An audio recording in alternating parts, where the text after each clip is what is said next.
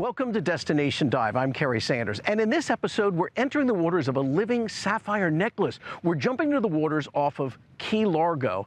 Our adventure includes a spot most ignore, but you shouldn't. You'll learn why. You might just want to put your mask on and go below and poke around a mangrove. And we'll join divers in Key Largo, seemingly doing the impossible. In nature's chaos, where every living creature is darting this way and that, we meet divers who are counting fish on the reefs for science. Turns out you can count fish accurately. But first up, let's consider which reefs and wrecks to put on your list when you come here to Key Largo. Diving the reefs off the Florida Keys is consistently beautiful because 2,900 square miles here, an area twice the size of Rhode Island, are waters with a unique federal designation. Included in that zone, a reef called Carey's Fort, easy to identify because of that old lighthouse. Carey's Fort is a protected area, yeah. It is one of our marine sanctuary? Yeah, it's one of our marine sanctuary zones. Which means what? It's just a protected area, which means no take, no touch. You can't go fishing in there, no lobstering. It's just more of a protected zone. There's mooring balls in there with lines and stuff for us to tie to, so we're not having to anchor on the coral. Because an anchor drops in and anchor it can drops rip in it up. coral and definitely tears them up for sure. Is that what you would call a beginner's dive? It is. The mooring lines are sitting at about 15 to 20 feet of water. But 100 feet away, you're dropping off our version of a wall, which is only from 45 to 75 feet, dropping into the sand at 75 feet, and you kind of see these big, giant coral heads and big sponges. It kind of reminds me of like Alice in Wonderland. And if this is a world seen through the looking glass, it's one that is a draw to divers worldwide. One of the most popular spots, John Penny Camp and the submerged Christ statue. We have divers from all over the world. I have a small contingent of people that come from Russia every couple of years. Russia? Brazil, we get the Brazilians in like October, November. It's kind of in between their dive season down there, so they'll come up here. Does that tell us that the Keys ultimately is like one of the premier dive locations in the world? Yeah, it is a very premier dive location in the world. And we'll go one direction. Dan, who owns Horizon Divers, says another favorite spot near Key Largo is Molasses Reef, popular the world over because it's been posted to social media repeatedly. There's an old anchor, they call it Spanish anchor. Not even sure if it's really Spanish or not, but a lot of people, that's what they say. That's the one that we see so many people take pictures with? Yeah. It's just a really cool dive site. And again, it has kind of a drop off as well. It's a little bit of a swim to get there, but we call it deep mow. And you can be at 45 feet and then it drops off to like 70, 80 feet again over there too. So it's pretty neat. And in the waters here, on the reefs and near the wrecks, divers are always briefed to remember this is shared space with all creatures, great and small. We now have a shark sighting just about every single day, between 1 and 6. If you're a relatively new diver and then you see a shark, I don't care how much you've been told, don't worry, you start sucking a lot of air. Yeah, your breathing pattern will pick up a little bit. We brief everybody on the boat that there's sharks down there and they're gonna see them. They are very harmless. They'll come close, they'll get, they're curious. They're just like a puppy dog. They're curious, but they don't like the bubbles. They will swim away really quickly and give you your own space. It's kind of like my little therapy session. Nobody can talk to me. I can't talk to anybody else. And there are few places on Earth where that unique silence is just yours. And in a world where this never stops dinging, beeping, and ringing, we have a totally legit reason we can't answer. And if someone actually phones you, leave them this on your phone. I can't get to the phone right now. I'm currently living my best life somewhere between the reefs and the wrecks. We'll be right back.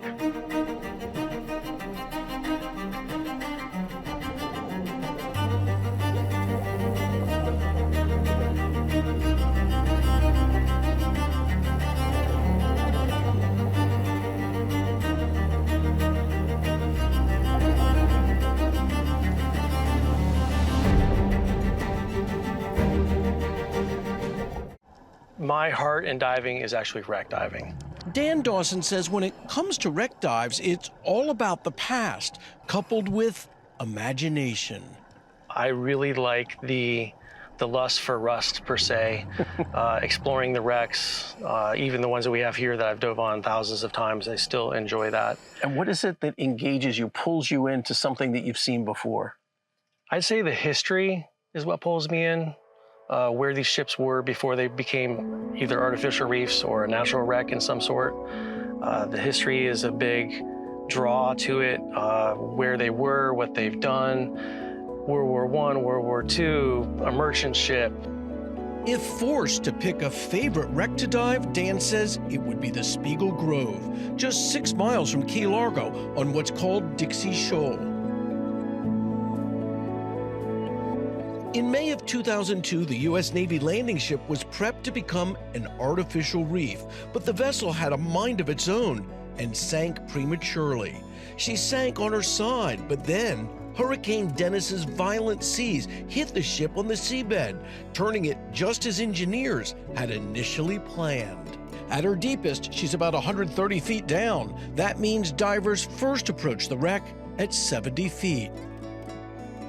And what is it about the Spiegel Grove? The size and immense of the wreck itself. The diversity of every dive you go on the wreck is great.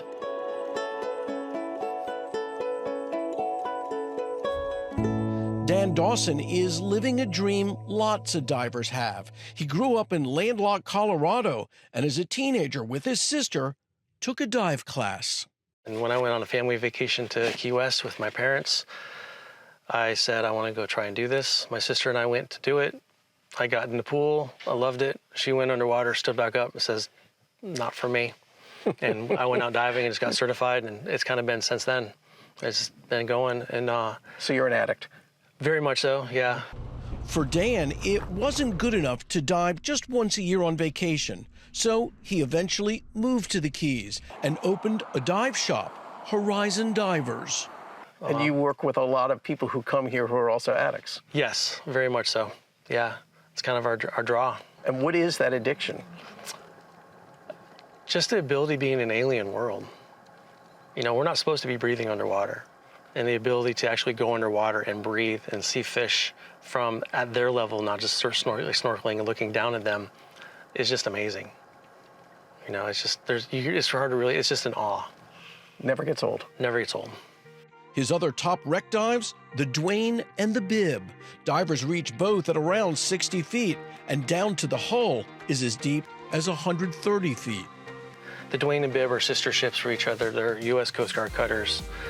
They're quite a bit smaller than the Spiegel. They're at 327 feet long. So when you come down on the Duane on a good day and a good visibility, you can actually see the length of the wreck. What kind of access do divers have to get into the vessel? So on all the wrecks here, they were sunk purposely. So there's swim-throughs is what we call them. There's hallways that will traverse 20, 30 feet across from the port and starboard side per se, and then every couple of rooms going forward. Because the Bib and Duane were purposely sunk almost 4 decades ago, the coral growth is abundant, and it's become home to so many different fish. You get on the side of a wreck and there's 1,000 mangrove snapper or gray snapper sitting on the side of the wreck just hovered on. You can barely even see the wreck on sometimes. There's bull sharks that like to swim in the sand off the side of the wreck because there's a lot of people fish out there as well. We'll see schools of Atlantic spadefish and wahoo swimming around the surface, barracuda everywhere, so it's really neat. Some divers here have coined the phrase wrecked again and loving it. The wreck trail of the Florida Keys is a lot like going to one of those all-you-can-eat buffets. So many choices. We'll be right back.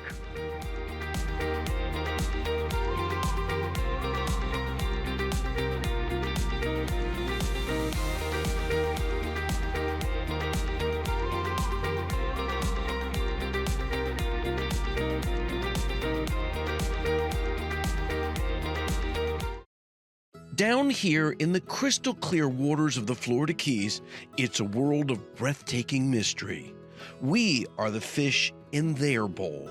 But on this day, divers down here are not just spectators. As you'll see, they're everyday heroes on an underwater mission, armed, not with spears, but rather with something far more powerful: clear vision and the ability to count. Oh, it's so fun. It is so fun to go on reef dives. We have our cool underwater slates with our underwater paper, and we all have them kind of clipped onto our BCs. And once you get underwater, I mean, as soon as you hit the water, you can start counting. That's Hillary Penner. She's been counting fish since 1996, and for her, slipping beneath the waves is more than just a hobby. It's an absolute addiction. As my dive really turns into a scavenger hunt, searching for all the fish that I want to see, I'm hoping to see, and then of course never know what I will see. Hillary is part of the Reef Environmental Education Foundation's flagship citizen science program. It started right here in South Florida 3 decades ago. Today, it's a massive global phenomenon. Divers from all over the world jump in, check off species, and log whether they see a single fish, a few, or massive schools. Sounds easy until you are surrounded by the chaos and your focus can quite literally go out of focus.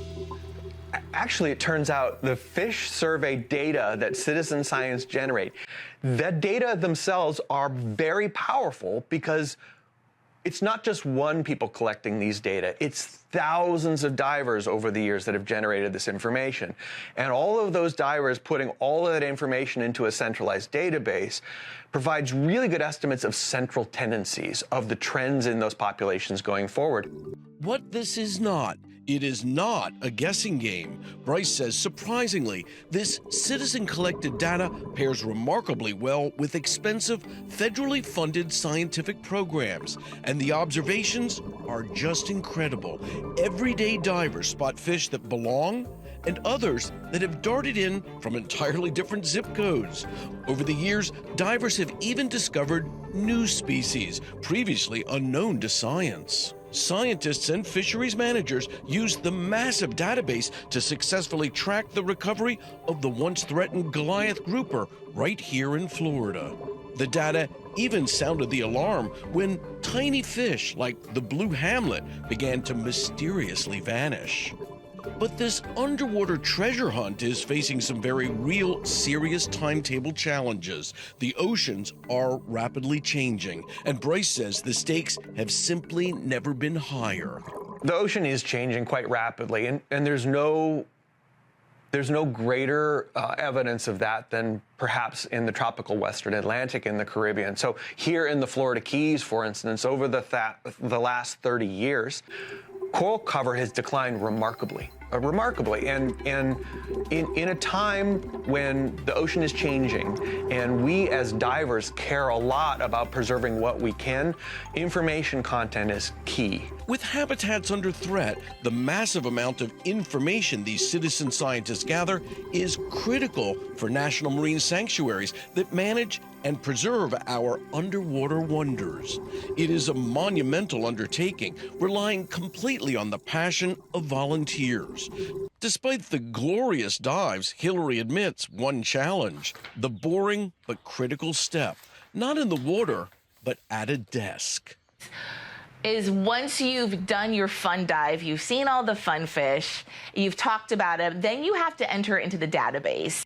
The upside? Reliving the day, which is a contagious excitement. Because you come up from the boat, like, you know, usually like, I just saw this, and people are like, I didn't see that, I saw something else. You know, people can be on one dive and see entirely different things. So as soon as you get up on the boat, it's like this joyous occasion of sharing what you've seen on your dive, and that just carries throughout the whole day. The Fish Count Project is refreshingly old school. Volunteer citizen scientists with their eyes, their slates, and like the fish themselves, boundless energy. Reef.org quite literally counts on divers to help make a difference. We'll be right back.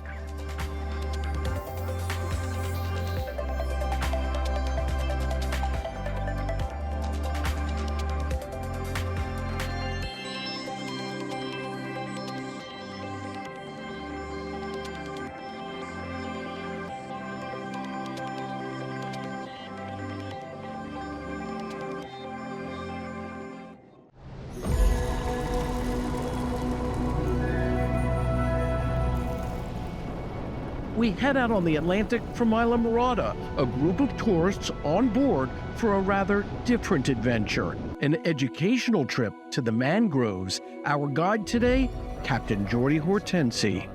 So you'll see like snapper, stingrays along the line right here. There's probably going to be a bunch of pilchards. Those are bait. He spends most of his time down here, leading spearfishing expeditions. But on this day, we're heading west, crossing into the Gulf. And then we're going to head about a quarter mile around the corner to Shell Key. Shell Key, from the distance, an unremarkable navigational obstacle.